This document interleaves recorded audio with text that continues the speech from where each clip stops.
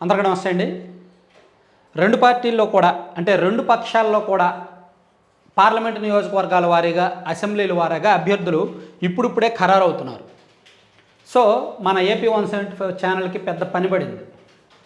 ఉన్నది ఉన్నట్టు అభ్యర్థులు ఖరారయ్యారు కాబట్టి ఆల్మోస్ట్ బలాబలాలు ఒక అంచనాకు వచ్చింది కాబట్టి ఉన్నది ఉన్నట్టు నేను యాజ్ ఆర్ నౌ ఇప్పుడు ఉన్న రిపోర్టు మీ ముందు ఉంచుతాను.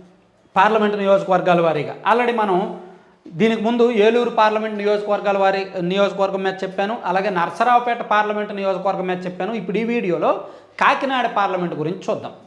కాకినాడ పార్లమెంటు కొన్ని ప్రత్యేకతలు ఉన్నాయి.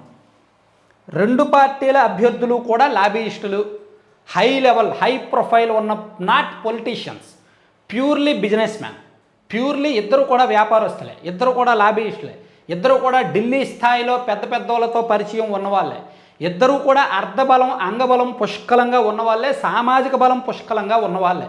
సో ప్లస్ ఇంకో విషయం ఏంటంటే చలమలశెట్టి సునీల్ గారు ఆల్రెడీ 3 సార్లు అక్కడే పోటీ చేసి ఓడిపోయారు. ఇప్పుడు మళ్ళీ 4వసారి పోటీ చేస్తున్నారు. సానా సతీష్ బాబు గారు ఇప్పుడు వరకు టీడీపీ జనసేన ఏ పార్టీలో కూడా చేరలేదు. ఆయన యాక్చువల్లీ గతంలో లోకేష్ గారిని కలిశారు, ఎప్పుడో పవన్ కళ్యాణ్ గారిని కూడా ఒకసారి కలిశారు. రెండు పార్టీల్లో ఈ సీటు ఎవరికి ఇస్తే ఆ పార్టీలోకి వెళ్దామని ఉన్నారు. సో ఇప్పుడు ఈ సీటు జనసేన కాబట్టి ఆయన జనసేనలోకి వెళ్ళి జనసేన తరపున పోటీ చేస్తారు సానా సతీష్ బాబు గారు. సో ఏంటి ఇక్కడ ప్రత్యేకతలు అనేది మనం గ్రౌండ్ రిపోర్టు ఉన్నది ఉన్నట్టు చూద్దాం. అసలు కాకినాడ పార్లమెంట్ పరిధిలో ఏం జరగబోతోంది అనేది. సో మీ అందరికీ తెలుసు, చలమలశెట్టి సునీల్ గారు 2009లో పోటీ చేసి ఓడిపోయారు, 2014లో పోటీ చేసి ఓడిపోయారు, 2019లో పోటీ చేసి ఓడిపోయారు. సో ఇది ఆయనకు 4వ ఎన్నిక. ఈసారి గెలిస్తేనే ఆయన పరువు నిలబడుతుంది. ఆయనకు మెయిన్ ఆ పార్టీ కంటే ఆయనకు చాలా కీలకం ఈ ఎన్నిక. ఎందుకంటే ఆయనకు ఒక మంచి బిజినెస్ మ్యాన్గా పేరుంది, ఒక మంచి కార్పొరేట్ శక్తిగా పేరుంది, స్థానికంగా మంచోడు సౌమ్యుడు అనే పేరుంది. కానీ రాజకీయంగా వచ్చేసరికి వరుసగా ఫెయిల్ అవుతుండటం ఆయన ఫ్యామిలీలో కూడా ఆయనకు కాస్త అపవాదు తీసుకొచ్చి పెడుతోంది. అలాగే సానా సతీష్ బాబు గారు, ఈయన గురించి చాలా తక్కువ మందికి చాలా తక్కువ తెలుసు. ఆయన గతంలో ఈడీ సిబిఐ కేసుల్లో కూడా ఉన్నారు. ఆయన మోయిన్ ఖురేషి అని ఒక కేసు, మీరు ఒకసారి మనీ లాండరింగ్ కేసు చూడండి, Moin Qureshi money laundering case అని సెర్చ్ చేయండి. 2019 జూలై ఆగస్టు ఆ టైంలో బాగా దేశవ్యాప్తంగా ఆ కేసు సంచలనమైంది. సో ఆ కేసులో ఆయన కూడా ఆరోపణలు ఎదుర్కొన్నారు. అలాగే అంతకుముందు మరో కేసులో కూడా ఆయన ఫిర్యాదు చేశారు. అమిత్ షా గారి బ్యాచ్ మీదే ఈడీకి సిబిఐకి ఫిర్యాదు చేశారు. యాక్చువల్గా ఆయన చాలా పెద్ద హ్యాండ్. సానా సతీష్ బాబు గారు అనే పేరు వినడానికి అలా ఉందేమో కానీ ఆయన చాలా పెద్ద హ్యాండ్, చాలా పెద్ద చాలా పెద్ద బిజినెస్ ప్రొఫైల్ ఉన్న నాయకుడు. సో ఆయన కాకినాడలో ఈ మధ్య ఒక 6 నెలలుగా కొన్ని సేవా కార్యక్రమాలు, ట్రస్ట్ పేరుతో కొన్ని అవి ఇవి ఉద్యోగాలు అవి ఇవి ఇస్తున్నారు. సో ఇద్దరు కూడా కాపు సామాజిక వర్గం, ఇద్దరు కూడా బలమైన నాయకులు, పుష్కలంగా డబ్బులున్న నాయకులు. సో ఇప్పుడు ఎవరికి అవకాశాలు ఉన్నాయి అని మనం చూస్తే ముందుగా కాకినాడ పార్లమెంట్లో ఈ నాయకత్వం, పార్టీ బలం, సామాజిక బలం, గత చరిత్ర అన్నీ చూద్దాం. సో నాయకత్వం పరంగా చూసుకుంటే ఇక్కడేమో చలమలశెట్టి సునీల్ గారు, ఇక్కడేమో సానా సతీష్ గారు. సో లీడర్షిప్ పరంగా చూసుకుంటే నేను సునీల్ గారికే ఓటేస్తాను.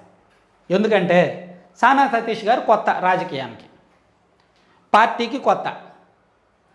సో తొలిసారి పోటీ చేస్తున్నారు. కానీ సునీల్ గారు 3 సార్లు పోటీ చేశాడు. 3 సార్లు పోటీలో కూడా పాపం 2 సార్లు చాలా తక్కువ తేడాతో ఓడిపోయాడు ఆయన. చూడండి, 2019 ఎన్నికల్లో 25,000 తేడాతో ఓడిపోయాడు ఆయన. 2019 ఎన్నికల్లో ఆయన 25,000 తేడాతోనే ఓడిపోయాడు చలమలశెట్టి సునీల్ గారు, టీడీపీ నుంచి పోటీ చేసి. 2014 ఎన్నికల్లో కేవలం 3,400 తేడాతోనే ఓడిపోయాడు ఆయన. 3,400 తేడా 2014లో. 2009లో 34,000 తేడాతోనే ఓడిపోయారు. యాక్చువల్లీ పార్లమెంట్ సీట్ అనేసరికి 15-16 లక్షల ఓట్లు ఉంటాయి. 1,00,000 మెజారిటీ, 80,000కు పైగా మెజారిటీ అంటే వాటమిగా పరిగణించవచ్చు. కానీ చాలా తక్కువ మెజారిటీతో 3 ఎన్నికల్లో కూడా ఆయన చాలా తక్కువ మెజారిటీతో ఓడిపోవడానికి కొన్ని కారణాలు ఉన్నాయి. ట్రయాంగిల్ ఫైటు, ఓట్లు చీలిక, ఈ ప్రభావం అంతా కూడా ఉంది. 2009లో ఓడిపోవడానికి కారణం ఓట్లు చీలిక, ట్రయాంగిల్ ఫైట్. 2019లో ఓడిపోవడానికి కారణం కూడా ఓట్లు చీలిక, ట్రయాంగిల్ ఫైట్. 2014లోనేమో ఆయన రాంగ్ డెసిషన్, ఆ పార్టీయే రాంగ్ డెసిషన్. సో అందుకు ఆయన 3 ఎన్నికల్లో ఓడిపోయాడు. సో ఇప్పుడు ఆయన 3 సార్లు పోటీ చేసి ఓడిపోయాడు అనే సింపతి ఉంది. ఆ సింపతిని ఆయన పొలిటికల్ మార్కెట్ చేసుకుంటే, సో ఒక లీడర్ పరంగా, వ్యక్తిగతంగా లీడర్ పరంగా చలమలశెట్టి సునీల్ గారికి మనం ఓటు వేయచ్చు. సానా సతీష్ గారు కొత్త, ఆయన మరి ఎంతవరకు లీడర్షిప్ క్వాలిటీస్ చూపిస్తారనేది తెలియాలి. అది పక్కన పెడితే, అలాగే నాయకత్వం విషయంలో పార్టీల నాయకత్వం చూసుకున్న, అభ్యర్థులు పక్కన పెట్టి పార్టీల నాయకత్వం చూసుకున్నా సరే 2 పార్టీలకు కూడా బలమైన నాయకత్వం ఉంది. అయితే టీడీపీకి ప్లస్ ఏంటంటే జేఎస్పీ నాయకత్వం కూడా కలుస్తుంది, జనసేన పార్టీ లీడర్స్ కూడా కలుస్తారు కాబట్టి కొంత ప్లస్ అవుద్ది. యాక్చువల్లీ జనసేన పార్టీ అభ్యర్థిగా జ్యోతుల చంటి గారు అవుతారని టాక్ వచ్చింది. ఆయన అయితే సరైన రైట్ డెసిషన్ అయ్యేది, కానీ మరి సానా సతీష్ గారిని తీసుకున్నారు, అది మరి మేబీ రాంగ్ డెసిషన్ కావచ్చు. ఇక పార్టీల బలాలు చూసుకుంటే సానా సతీష్ గారికి ఓటు, నాయకత్వం పరంగా చలమలశెట్టి సునీల్ గారికి మార్కులు ఇవ్వచ్చు. పార్టీల బలాలు చూసుకుంటే సానా సతీష్ వైపు, ఎందుకంటే టీడీపీ ప్లస్ జనసేన ఆ సింబల్ చాలు ఇక్కడ. టీడీపీ ప్లస్ జనసేన పార్టీకి అక్కడ మినిమం తక్కువలో తక్కువ 1,50,000 ఓటింగ్ ఉంటుంది. 1,00,000 నుంచి 1,50,000 voting Janasena party strong voting ఉంది, ప్లస్ టీడీపీ ఓటింగ్ కూడా అక్కడ ఉంది. కాబట్టి ఆ 2 పార్టీల పొత్తు అక్కడ బాగా కలిసి వస్తుంది. సో అందుకే పార్టీల స్ట్రక్చర్ వైజ్ చూసుకుంటే వైసీపీ కంటే ఈ పార్టీకే బలం, పైగా సామాజిక బలం కూడా, కాపులు ఇద్దరు కూడా కాపులే. సో ఈ ప్రాంతంలో కాకినాడ జిల్లాలో కాపుల ప్రభావం ఎక్కువగా ఉన్న నియోజకవర్గాలు కొన్ని ఉన్నాయి. సో ఇక్కడ మనం పార్టీల బలం వచ్చేసరికి ఇది కూడా చెప్పుకోవాలి.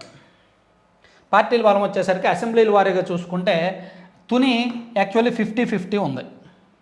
నేను పార్టీల బలాలు చెప్తున్నా. తుని 2 పార్టీలకు సమాన అవకాశాలు ఉన్నాయి.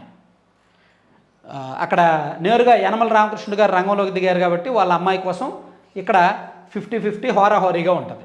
Pattipadu actually TDP plus Janasena edge ఉంది, పత్తిపాడు.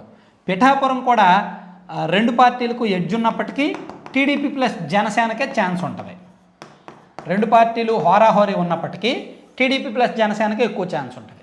కాకినాడ రూరల్ వచ్చేసరికి ఇక్కడ కూడా కొంచెం హోరాహోరీ ఉన్నప్పటికీ టీడీపీ ప్లస్ జనసేన, పెద్దాపురం కూడా TDP plus Janasena, Kakinada city కూడా టీడీపీ ప్లస్ జనసేన, జగ్గంపేట కూడా టీడీపీ ప్లస్ జనసేన. ఒక్క తుని అసెంబ్లీ తప్ప మిగిలిన 6 అసెంబ్లీలు కూడా టీడీపీ ప్లస్ జనసేనకే ఎంతో కొంత బలగం అర్ధబలం ఉంది, కార్యకర్తల బలం ఉంది, లీడర్షిప్ బలం ఉంది.